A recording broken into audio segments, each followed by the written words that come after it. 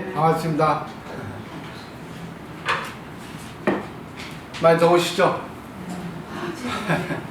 주경야독이네요. 낮에는 일하시고 밤에는 공부하시고 참 대단한 거죠. 아무나 할 수 있는 건 아닌데 이것도 복이라고 할 수 있습니다. 이 공부할 수 있는 거는 복이 없으면 못해요. 요즘 세상은 뭐 잘 먹고 잘 살면은 행복이라고 하는데 사실은 행복이라는 거는 경제적인 행복도 있고 또 육체적인 행복도 있지만 뭐니 해도 정신적인 행복이 최고죠. 경제적인 행복이 있어도 정신적으로 만족 못하면 안 되고 육체적으로 아무리 건강해도 거기에 대해서 감사를 모르고 또 분세에 넘치는 행동을 하면은 그것도 행복이 아니죠. 근데 경제적으로 좀 여유가 없고 육체적으로도 자기가 좀 튼실하지 않아도 정신적으로 모든 것이 인연이니까 이것도 감사하다. 나는 행복한 인생을 살릴 수 있다. 정신적인 세계가 있으니까 이 정신의 세계에서 모든 걸 다 수용하지 못할 게 없거든요. 그래서 가장 중요한 거는 인문학도 좋지만 종교의 신앙을 통해서 자기 내면의 세계를 살찌우는 게 가장 좋습니다. 왜? 신앙이라는 것은 믿음이기 때문에. 믿음이 없으면 안 되거든요. 아무리 지식을 많이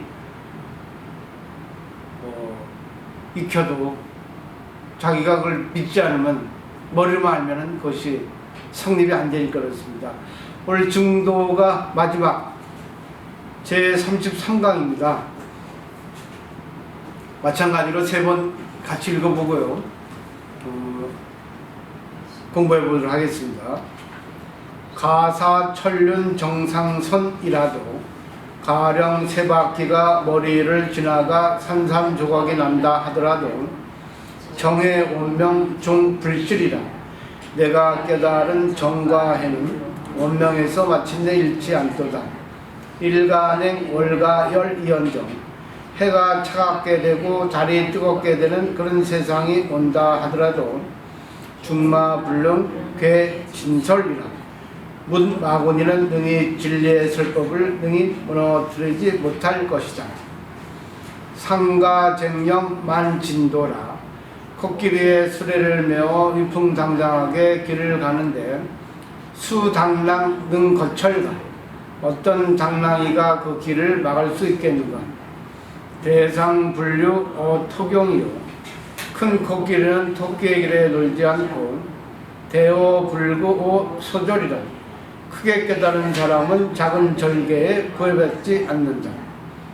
막장관견 망창창하라 좁은 소견을 가지고 창창히 비방하지 말라. 위오오금 위군결이로다 깨닫지 못했으니 내가 그대 위해서 해결해 주노라. 다시요.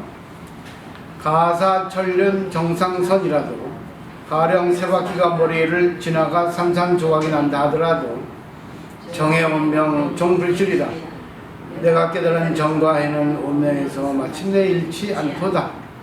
일간행 월가열 이연정 해가 차갑게 되고 달이 뜨겁게 되는 그런 세상이 온다 하더라도 중마불능 괴진설이라 문마곤이는 능히 진리의 설법을 능히 무너뜨리지 못할 것이다. 상가쟁령 만진도라 코끼리의 수레를 메어 위풍당당하게 길을 가는데 수당랑 능거철가 어떤 당랑이가 그 길을 막을 수 있겠는가. 대상분류 어토경이요 큰 코끼리는 토끼의 길에 놀지 않고 대오불구 오소졸이라 크게 깨달은 사람은 작은 절개에 구애받지 않는다. 막장관견 망창창하라 좁은 소견을 가지고 창창히 비방하지 말라. 미오오금 위긴결이로다 깨닫지 못했으니 내가 지금 그들을 위해서 해결해 주노라. 자, 마지막으로요. 가사천륜 정상선이라도 가령 3바퀴가 머리를 지나가 산산조각이 난다 하더라도 정해 원명 종불실이라 내가 깨달은 정과 해는 원명에서 마침내 잃지 않도다. 일간행 월가열 이런저 해가 차갑게 되고 달이 뜨겁게 되는 그런 세상이 온다 하더라도 중마불능 진솔이라 문마곤이는 능히 그 진리의 설법을 능히 무너뜨리지 못할 것이다. 상가쟁령 만진도라 코끼리의 소리를 내어 평당당하게 길을 가는데 수당랑 등 거철이라 어떤 당랑이가 그 길을 막을 수 있겠는가. 대상분류 토경이요 큰 코끼리는 토끼일에 늘지 않고 대오불구 소절이라 크게 깨달은 사람은 작은 절개에 구애받지 않는다. 막장관견 방청창하라 좁은 소견을 가지고 창창히 비방하지 말라. 위오오금 위분결이로다 깨닫지 못했으니 내가 지금 그들을 위해서 해결해 주느라. 자, 오른쪽 보세요. 가사철륜 정상선이라는 거는 가사라고 하는 거는 한문투인데 만일, 설령 그런 뜻입니다. 그러니까 말하자면 예를 들어서 만일 세 바퀴가 내 머리 위를 갖다가 돈다. 그래가지고 나를 갖다가 산산조각을 낸다. 그런 거죠. 뭐 상당히 어떤 큰 위력으로 나를 압박한다 하더라도 그런 뜻이겠죠. 정해원명 종불실이라 정해원명이라는 것은 선정과 지혜가 원만히 밝아지는 거거든요. 불교는 결국 말하자면 선정과 지혜입니다. 이게 바로 체용이라 하죠. 본체와 작용. 우리의 마음은 본체와 작용이 있어요. 우리의 마음의 본체는 맑고 맑은 그리고 동요되지 않는 그런 본체가 있습니다. 그것이 모든 사물을 거울처럼 비춰봐요. 그러니까 예를 들면 해인산매라 해서 바다에 같이 넓은 그런 것이 우리의 마음의 본체고 바다에 비춰지지 않는 그런 작용이 지혜라는 거죠. 그래서 정의 원명 결국 내 마음의 본체와 작용이 분명히 다 드러난다는 겁니다. 그래서 정의 원명 종불실이라 내가 지금 깨달았기 때문에 어떤 외압이 있고 어떤 유혹이 있고 어떤 뭐 이렇게 고난 순환이 다 있다 하더라도 내가 깨달았기 때문에 나의 마음에서는 동요가 없다. 나의 마음에서는 흐트러짐이 없다. 그런 뜻입니다. 그러니까 내가 공부를 많이 하면 어떤 유혹이나 어떤 고난이나 어떤 뭐 재난 또 여러 가지 어떤 불합리한 어떤 일에 대해서도 나를 흔들 수 없다는 거죠. 나를 미치게 할 수 없다는 거죠. 그 다음에 일간행 월가열 이연정 이것도 마찬가지로 비유죠. 중마불능 괴진설이라 해가 차갑게 되고 달이 뜨겁게 된다 하더라도 문마군은 유혹입니다. 유혹이라는 것은 나의 마음을 흔들 수 있는 것. 말하자면 어떤 힘을 가지고 나를 굴복시킨다. 그리고 수없이 많은 돈을 가지고 또 수없이 많은 미모. 여자면 또 미남이죠. 남자는 미인이고. 그러니까 유혹이니까 결국 뭐겠어요? 색정이죠. 그걸 유혹하더라도 난 걸리지 않는다. 나는 망가지지 않는다.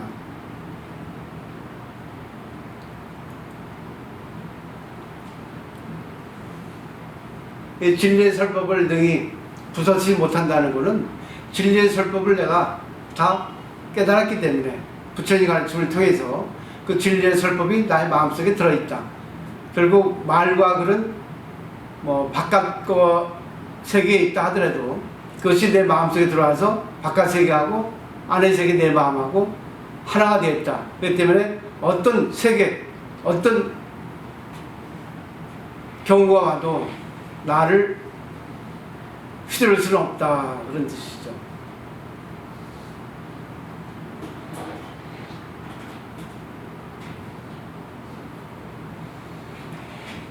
그 다음에 상가쟁령 만진도라 그 다음에는 수당랑 능거철과 코끼리가 수레를 매서 아주 위풍당당하게 이게 길을 갑니다. 수레가 얼마나 커요? 동물 중에서 제일 크죠. 옛날 공룡을 빼놓고는. 공룡은 지금 이제 존재하지 않으니까 코끼리가 동물 중에서 제일 크단 말입니다. 거기에 어울리는 큰 수레를 메고 가는데 사마귀 같은 조그만 아주 그 벌레가 그 코끼리 수레를 어떻게 막을 수 있겠어요? 예를 들면 우리가 버스를 타고 가는데 조그만 애완견이 버스를 막을 수 있겠습니까? 결국은 이건 비유죠. 나는 우주의 진리를 깨달았는데 그 깨달은 사람 앞에 어느 것이 나를 멈출 수 있고 나에게 위해를 가할 수 있겠는가, 그런 뜻입니다. 그러니까 나는 세상 살아가는데 어려움과 곤란이 있다 하더라도 그것은 나의 장애가 되지 않는다. 정말 미운 저 사람이라도 힘든 저런 일들이라도 나는 다 관계에서 내 자신에서 상대까지 교화를 시키겠다, 그런 뜻이겠죠. 그 다음에 대상분류 어토경이요. 큰 코끼리는 토끼 가는 길에 놀지 않는다는 거죠. 군자는 대로란 말이죠. 큰 사람은 작은 거에 구애받지 않습니다. 작은 일에 매이지 않습니다. 그 다음에도 보세요. 대오불구 오소절이라. 크게 깨달은 사람은 조그만 절개에 걸리지 않는다는 겁니다. 막히지 않는다는 거죠. 구애받지 않는다는 거죠. 집착하지 않는다는 거죠. 근데 많은 스님들이, 많은 신도들이 이런 선의 가르침을 잘못 알고 뻔뻔스럽게 되는 겁니다. 나는 내가 깨달았으니까, 나의 마음에 구애 없으니까 나는 이거 해도 돼, 저거 해도 돼. 세상에는 상식이 있고 세상에 규범이 있거든요. 근데 자기가 상황에 따라서 더 큰 일을 위해서 작은 일을 희생하는 건 있을 수 있겠지만, 자기가 잘못 판단을 하고 잘못 진리를 해석해서 뻔뻔스럽게 되면 그건 난리인 거예요. 그럼 병도, 약도 없어요. 그 병에는. 그래서 선병이라 하거든요. 그렇기 때문에 신도들의 제일 문제가 되는 게 뭐냐면, 조금 공부하고 자기는 공부를 많이 했으니까 화를 내도 나는 일부러 자비의 화를 냈다. 난 남에게 잘해줘도 나는 걸림이 없다. 내가 한 거는 다 옳다. 누가 뭐라 해도 나는 걸림이 없다. 이렇게 착각하는 신도들이 많이 있어요. 그거는 아만입니다. 아만, 교만이죠. 정말 상대를 위해서, 그리고 정말 대의를 위해서, 큰 거를 위해서 자기를 희생시키는 거, 그리고 자기를 손해보는 거, 자기가 욕먹는 거, 그런 거는 맞지만 자기 하고 싶은 대로 해놓고 그거를 합리화시키는 그런 잘못된 해석은 큰 오류를 남길 뿐 아니라 오히려 자기를 퇴보시키죠. 그리고 상대에게도 또 잘못된 가르침을 전해주고 상대에게 번뇌를 일으키게 해주는, 저 사람은 진짜 걸림이 없구나, 나도 그렇게 해야 되겠다 하고 세상에서 해서는 안 되는 일들을 하는 거. 그리고 뻔뻔하게 말하자면 길가에 아무데나 오줌 넣고 나는 걸림이 없다, 이런 것들이에요. 그 때문에 공부를 잘 하셔야 돼요. 그래서 좀 이따 나중에 다시 자세히 설명드리겠지만, 대략적인 것을 말씀드리면, 이 공부는, 깨달음이라는 것은 정말 제대로 깨달아야 돼요. 말하자면 깨달음이라는 것은 세속의 범주에서 벗어나지 않습니다. 세속의 범주를 초월하는 건 있을 수 있는데 세상에 정해진 법에서 벗어나지 않습니다. 그러니까 상식을 벗어난 것은 깨달음이 아니에요. 상식을 초월하는 것은 깨달음일 수 있는데, 상식에서 벗어난 지 있죠? 말하자면 윤리도덕에서 벗어난 거 있죠? 그건 깨달음이 아닙니다. 또 너무 자기가 잘해도 안 돼요. 조화를 이루지 않으면 안 됩니다. 그 다음에 막장, 관견, 방창창하라. 이게 관견이라 그러죠? 관견이라는 거는 대나무 대롱을 통해서 세상을 보는 거예요.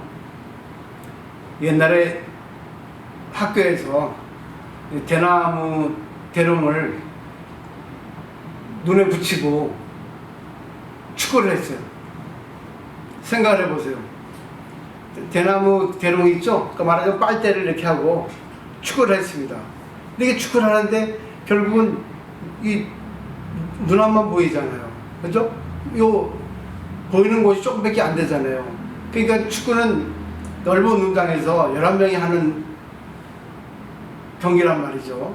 근데 멀리 공이 날아갔어요. 그럼 옆에서 보다가 공이 날아갔는데 한참 헤매야 돼요. 이게 관견입니다. 그러니까 결국 자기 생각으로밖에 사물을 보지 못한다는 그런 말이죠. 그래서 관견이 제일 공부하는데 방해가 됩니다. 자기 주장을 내세우는 사람, 자기 옳다고 고집부리는 사람, 상대의 말을 귀 기울여 듣지 않는 사람, 그걸 관견이라 합니다. 그러니까 막장관견 창창하라. 그대가 지금 공부한 거 크게 깨닫지 못했는데 그대의 수준 갖고 크게 깨달은 사람의 그 경지에 대해서 심하게 비방하지 말라는 거예요. 그러니까 우리가 일반적으로 관계를 할 때 보면은 상대의 말에 귀를 기울이라고 합니다. 일단 넘겨보시고 마지막이에요. 미혹은 이 군계르다. 미혹. 그대는 깨닫지 못했어. 그대를 위해서 내가 비결을 주겠다는 거예요. 해결해 주겠다는 거예요. 그러니까 이건 대단히 자신 있는 거예요. 대단히 세상에 대해서 자기 주관이 분명하고 세상에 대해서 좀 넓게 볼 수 있는 사람 같으면요, 상대의 얘기를 잘 듣습니다. 그 상대의 얘기가 나하고 맞지 않다 하더라도 다시 한번 생각을 해보는 그런 여유로움이 있어요. 그게 바로 지혜입니다. 자, 이제 처음부터 이제 하나하나씩 자세하게 설명을 드릴게요. 마지막 글인데, 마지막 글에서 우리가 얻어야 할 게 무엇인가 한번 잘 보시면 좋을 것 같습니다. 페이지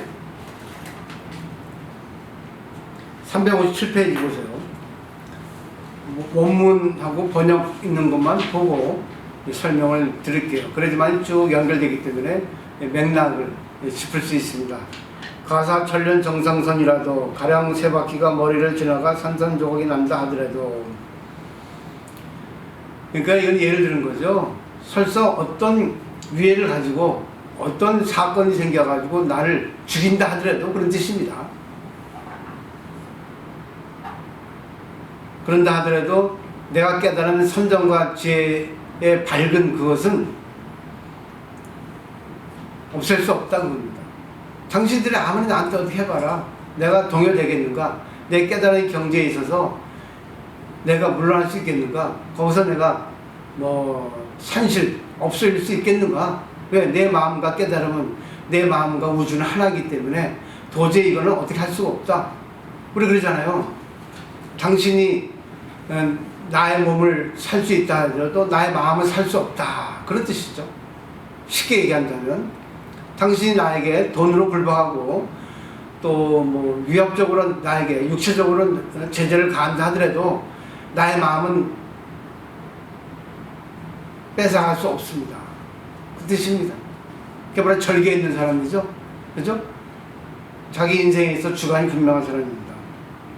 근데 여기서 중요한 게 선정과 지혜입니다. 정의 운명입니다. 선정과 지혜가 원만히 밝은 거예요. 그러니까 선정과 지혜가 균등하게 밸런스 맞춘 겁니다. 선정과 지혜는 새 양날개예요. 우리 보세요. 두 다리가 있죠? 두 다리입니다. 오른발 왼발. 오른발 왼발이 있으니까 오른발 왼발 이렇게 교대해서 가죠? 이게 선정과 지혜예요. 그러니까 선정만 있어도 안 되고 지혜만 있어도 안 되는 거예요. 우리 두 다리가 다 있어야 하듯이, 자동차에 두 바퀴에 있어야 하듯이, 새 양날개가 있어야 하듯이 선정과 지혜가 있지 않으면 안 됩니다. 이거는 반드시 쌍으로 같이 있어야 돼요. 그래서 원명이라는 겁니다. 원만하게 밝았다. 그래서 보조국사도, 고려시대 보조국사도 정의 쌍수라 했어요. 선정과 지혜를 쌍으로 닦는다. 근데 선정과 지혜는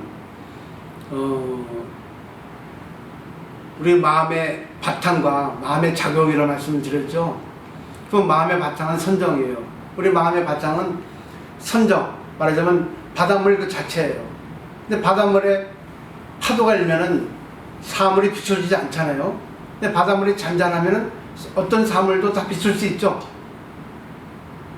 우리 마음에 동요가 있으면, 우리 마음에 감정이 일고 있으면 지혜가 나오지 않습니다. 근데 내 지금 깨달은 세계에서의 선정과 지혜는 바로 그 상태라는 거죠. 내 마음은 언제나 동요 없이 잔잔하게 마음이 이렇게 침착하게 있고, 그로 인해서 모든 사물을 지혜롭게 다 비춘다는 그런 뜻이겠죠.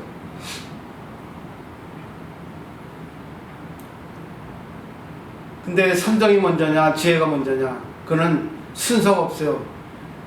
계란이 먼저냐 닭이 먼저냐, 순서가 없죠. 남자가 먼저냐 여자가 먼저냐 모릅니다. 그러면 선정을 닦으면 지혜가 나오고, 지혜를 닦으면 선정이 나와요. 근데 선정을 닦아도 지혜가 나오지 않을 수 있고, 지혜를 닦아도 선정이 나오지 않을 수 있어요. 그래서 선정과 지혜를 얻는 것 중에는 두 가지가 있어요. 세 가지가 있죠. 첫째는 부처님 가르침을 듣고 배워서 지금 공부하면서 선정과 지혜가 생깁니다. 그 다음에는 두 번째는 연각이라 해서 참선을 해서 선정과 지혜가 생겨요. 그 다음에는 세 번째는 육바람을 해서 선정과 지혜가 생깁니다. 근데 세 가지 방법 중에서 다 선정과 지혜를 얻는 데 있어서 그 내용이 다 다를 수가 있어요. 만약에 수준이 다를 수가 있습니다. 경지가 다를 수 있습니다. 그렇기 때문에 소승불교에서의 선정과 지혜를 얻는 것도 있고, 대승불교에서 선정과 지혜를 얻는 것도 있어요. 또 선정과 지혜가 수준급으로 이게 차등별로 나눠지는 경우도 있어요. 근데 영가스님이 선정과 지혜를 밝힌 그 경지에는 대승적 차원입니다. 그렇기 때문에 증도가는 세계적으로 알아주는 가르침이에요. 왜 그런가 설명을 드릴게요. 선정이라는 것은 가장 기본적으로 스님들이 이걸 얻기 위해서 이제 부처님 가르침을 통해서, 그리고 또 지금까지 역대 큰 스님들의 경험론을 통해서 이 참선을 합니다.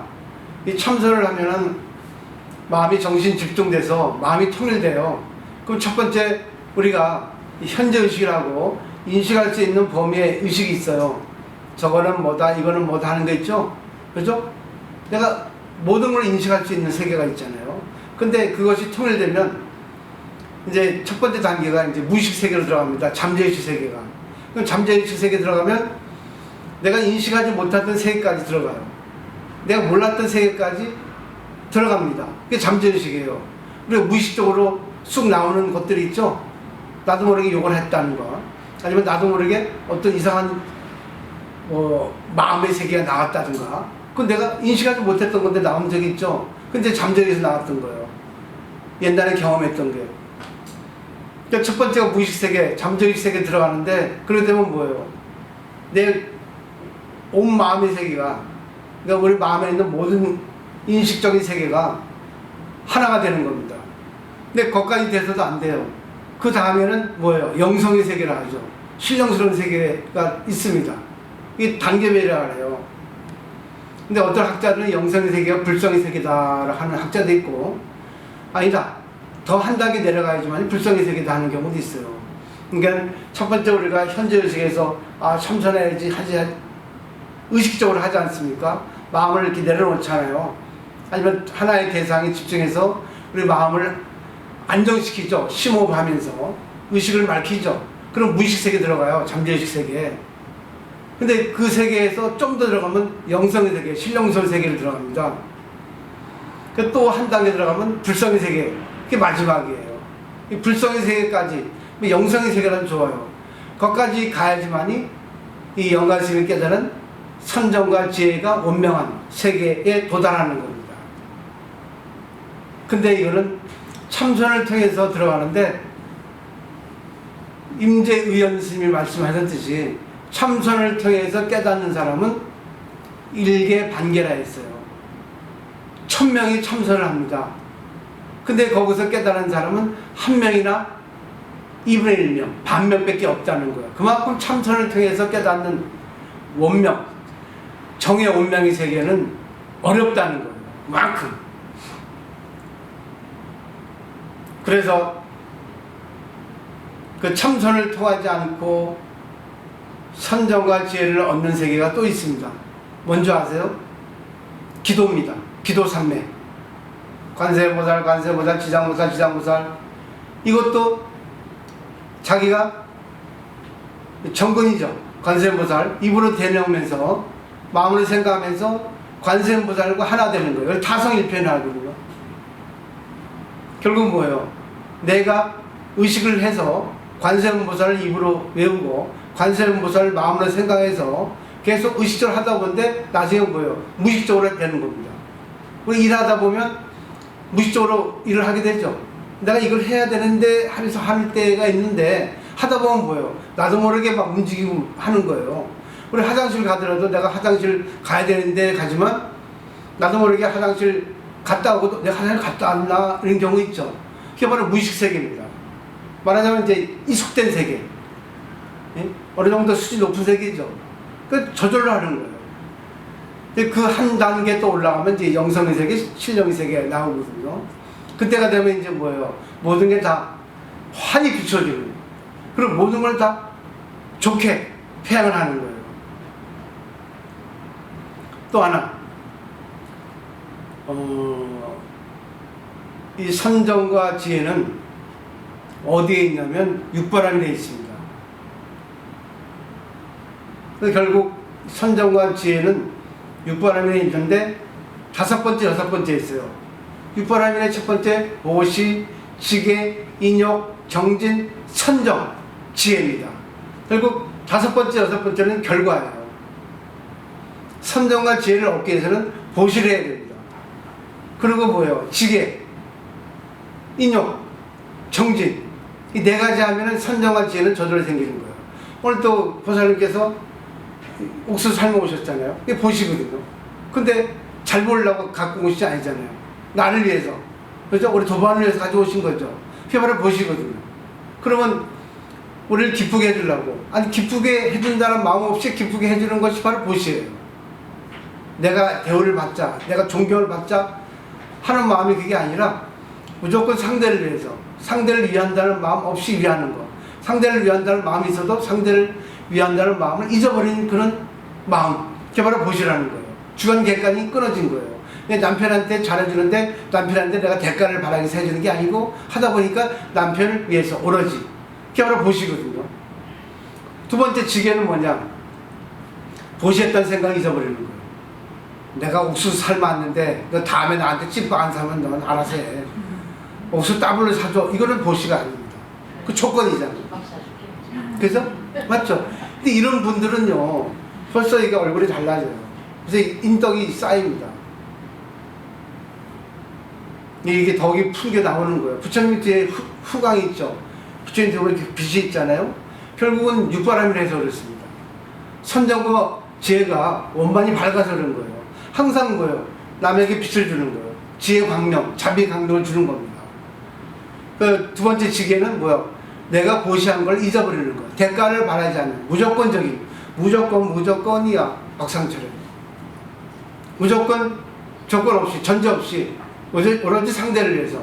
근데 이 보시라는 것도 그냥 내가 좋아서 하는 게 보시가 아니에요. 내가 보시를 해도 상대에게 만났으면 상대가 번뇌를 일으켜 해주면 보시가 아닙니다. 예를 들면 남편이 술을 잘 먹어요. 근데 술 때문에 병이 나요. 술 때문에 일을 안 해요. 응? 술 때문에 직장도 안 나가고 내 술만 좋아해요. 그래서 30분이잖아.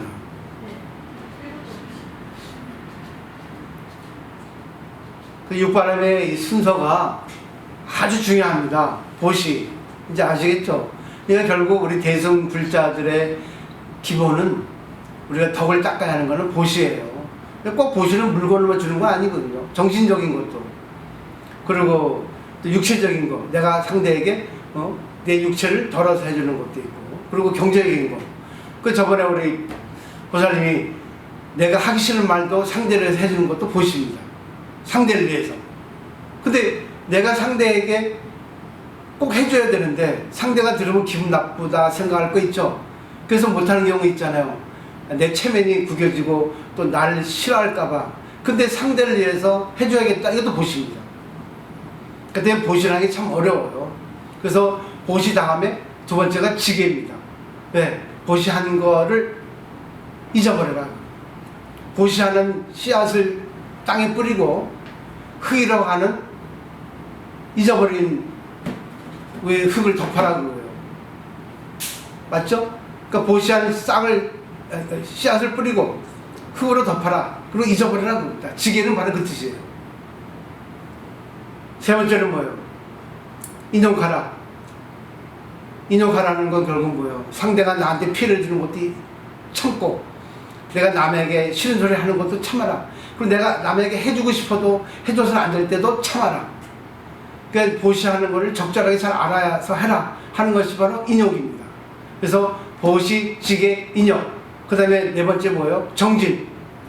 세 가지 원칙에 의해서 계속 정진하라, 정진하라, 끊임없이 노력하라. 내가 했다고 계속 하는 게 아니라 무리해서 내가 여유가 있을 때 하고 또 여유가 없을 때 안 하고, 해서 좋을 때는 하고 해서 안 될 때는 안 하고, 그 상태를 보고 하시는 게 바로 정진이에요. 끊임없이 하는 거예요. 잊지 않고 하는 겁니다. 그럼 다섯 번째 뭐예요? 내 마음이 선정, 마음이 안정, 고요해야 합니다. 어떤 경우에도 내 마음에 동요가 없어져요. 상대가 나한테 욕을 해도, 상대가 나한테 무시를 해도, 상대가 나한테 너무 친절하게 해도 거기 휘말리지 않는 거예요. 그때 상황을 적절하게 봐서 내가 어떻게 상대에게 해줘야 되겠다는 지혜가 여섯 번째로 나오는 겁니다. 이제 선정과 지혜가 원만하게 밝혀졌다는 뜻을 이제 대충 이해하시겠죠? 근데 잘 보십시오. 반야심경에 관자재보살이 행심 반야바라밀다시 조겨놓은 계공도 일체 보이겠어요. 반야바라밀다라고 하는 거는 여기서 뭐예요? 선정과 지혜죠? 반야바라밀다는 선정과 지혜를 뭉뚱그려 서 생각하시면 됩니다. 바람이라는 게 있기 때문에. 근데 심오한 반야바라를 행할 때 오온이 공하다는 것을 조견했어요. 비춰봤단 말입니다. 관자재보살이. 그러니까 보살이야만이 원명이 되는 거예요. 진짜 원명이 아니야. 정의 원명이라는 것은 진짜 육바람을 해주면 된다는 얘기입니다. 참선 가지고 이치 정도 깨달은 것 갖고는 정의 원명이 안 됩니다. 의식의 세계일 뿐이지 실천이 되지 않으면 정의 원명이 안 돼요. 근데 영가스님은 실천하셨단 말입니다. 스님인데 불구하고 그때 1300년 이상 전에 이걸 아주 중요하게 생각하셔야 돼요.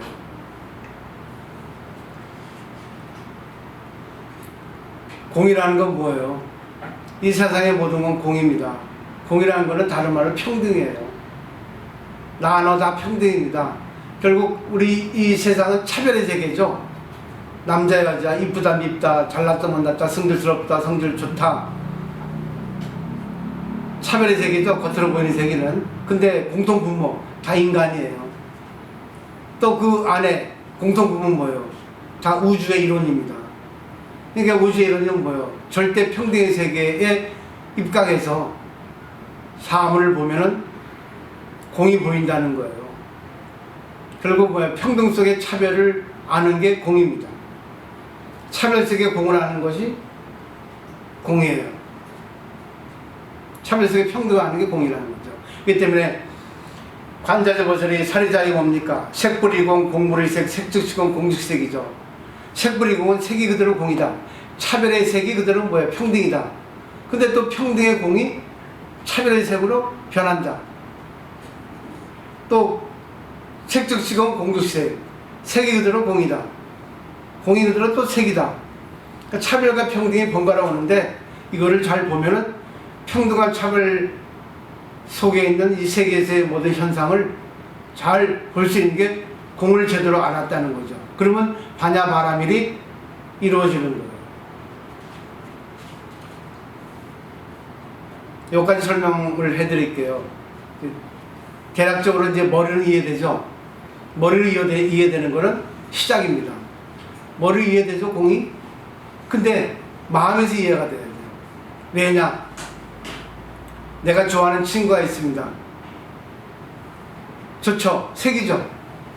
근데 내가 미워하는 직장 동료가 있습니다. 색이죠? 근데 내가 좋아하는 직장 동료하고 내가 싫어하는 직장 동료, 좋고 싫은 게 있어요.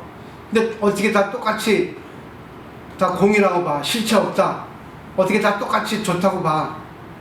근데 배웠으니까 그럼 다 좋다고 보자. 머리는 이해가 되죠? 근데 내가 좋아하는 직장 동료가 밥 먹으러 갈래 하면은 그래 가자 하는데, 내가 싫어하는 직장 동료 밥 먹으러 갈래 그러면 아이 저거 있지, 밥만 떨어지게 지나가지고 꼭 나한테 맛있게, 이렇게 되는 겁니다. 머리로 아는 공이 되면 그래요.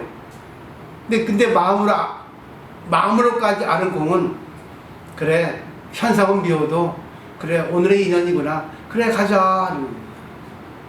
이게 바로 반야바라밀이 되는 거예요. 어렵지 않죠? 인간이기 때문에 색은 있어요. 그래서 색불이공이잖아. 색은 결국 뭐예요? 좋은 게 싫은 게 있습니다.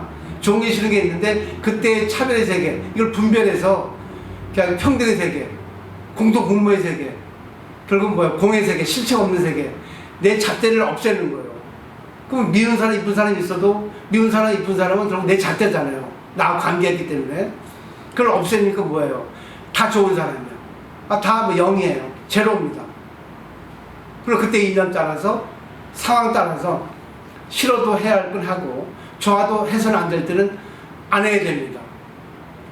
하고 계시죠? 그게 딱 한 번 그거예요. 색즉시공 공즉시색. 결국은 좋은 게 싫은 게 있어도 그걸 공으로 돌리고, 그렇지만 한 번 뭐예요? 돌렸는데 다시 뭐예요? 아유 좋은 게 나쁜 게 나옵니다. 공즉시색이에요. 다시 반복되는 거예요. 색즉시공 공즉시색 두 번. 아이 공부했는데 안 되네. 그럼 다시 한번 머리로 가자. 아니 마음으로 가자. 머리에서. 그래 마음으로 한번 해보니까 싫은 거 좋은 걸 다 따라할 수 있겠구나. 그럼 오늘의 인연은 그러면 싫은 사람 맞춰줘야 되겠다. 그럼 웃자. 싫은 사람 보고. 이게 바로 반야바라밀이라는 거예요. 이게 정의 운명입니다. 어렵지 않죠? 내일 반야심경에서 그걸 가르쳐드리는 거예요. 공부를 계속 해야 돼요. 왜? 세계, 차별의 세계, 분별의 세계에 살고 있기 때문에 이 평등의 세계의 가르침을 잊어버려요. 왜? 양이 너무 많아요. 차별의 세계에 양이 더 많아. 인식의 세계에서. 평등의 세계에서 인식은 적어요. 그렇기 때문에 항상 자기중심. 공이라는 건 결국 뭐예요? 자기중심적으로 생각하지 말라. 실체 없다. 결국은 내 잣대를 좀 내려놔라. 상대에게 귀를 기울여라. 내 입장 말고 상대 입장도 대봐라. 전체적 입장도 대봐라 하는 게 공예입니다. 그 다음에 요게 이제 두 구절이 본론이죠. 결론이죠. 그 마지막. 그 다음에 뭐 다 비유예요. 일간행 월간행이라도 해가 차게 되고 달이 뜨겁게 되더라도 그거는 있을 수 없는 일이에요. 세상이 무너진다 하더라도, 세계 종말이 온다 하더라도요, 어떤 일이 일어난다 하더라도 중마불능 괴진실이라, 진설이라, 어느 누가 하든 나를 무너질 수 없다. 내 마음을 휘두를 수 없다. 내 말을 막을 수 없다 그 말입니다. 내 진리의 말을. 그 다음에 상가쟁령 만진도라. 코끼리의 수레를 메어 풍당장 길을 가는데 수당랑 능거철과 어떤 당나이가 그 길을 막을 수 있겠는가. 여기서 연가심은 코끼리 수레죠. 내가 우주의 진리를 크게 깨달아가지고 가는데 어느 벌레가 내 앞길을 막을 수 있겠는가. 이 벌레는 소승입니다. 그리고 조그만 공부예요. 보세요. 저번에 등산 가셔서 정말 나는 그때 너무 기분 좋았어요. 정말 상대를 위해서 정말 그냥 장하게 말씀하셨어요. 자비심 가지고 상대를 위해서. 지금 영광스럽게 예를 든 겁니다. 그랬는데 상대는 길을 막잖아요. 내가 코끼리수를 타고 와서 진리 얘기를 하고 이치를 맞게 얘기하는데 상대는 자기 생각에 꽉 젖어가지고 결국 뭐요? 자기의 그 벌레 같은 조그만 말과 그런 행동을 가지고 막잖아요. 코끼리수를. 근데 그걸 막을 수 있겠습니까? 그런 비유입니다. 그러니까 이치대로 살아야 돼요. 사람은 두 부류가 있습니다. 하나는 진리의 입각에 사는 사람, 이치에 맞게 사는 사람. 두 번째는 뭐예요? 이해관계에 얽혀 사는 사람이에요. 항상 자기중심으로 이렇게 하면 좋다, 이렇게 하면 싫다, 이렇게 하면 이익이다, 이렇게 하면 손해다. 거기에 입각한 사람은 두 부류입니다. 나는 진리에 의해 살고 싶어요. 그렇기 때문에 이렇게 애쓰는 겁니다. 근데 그렇게 해도 또 알아준 사람이 있으니까 역시 부처님은 굶어 죽이지 않으시더라고요. 나의 길을 중단하게 하지는 않으시더라고요. 방해는 있다 하더라도 누가 나를 막겠습니까? 진리 길을 가는데. 근데 이거를 너무 거창하게 생각하지 마시고 내가 인생길을 가는데 내 주관을 누가 꺾을 수 있겠냐고. 그 다음에 대상불교 어토경이요. 큰 코끼리는 토끼가 가는 길에서 놀지 않습니다. 길이 다르거든요. 그 다음에 대우불고 소졸이라. 큰 깨달음은 조그만 절개에 걸리지 않는다. 구애되지 않는다는 뜻입니다.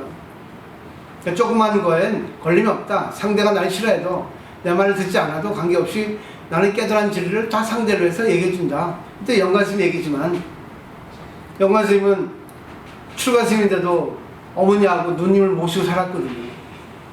그러니까 얼마나 욕을 많이 먹었겠어요. 이 시대에 저도 어머니 10년 모시고 하는데 얼마나 욕을 많이 먹었는데. 스님이 말이야. 세속의 미련을 버리지 못해서 어머니 모시고 한다고. 그래도 걸리지 않은 거예요. 그리고 종파를 바꿨잖아요. 천대동에서 선종으로 바꿨단 말입니다.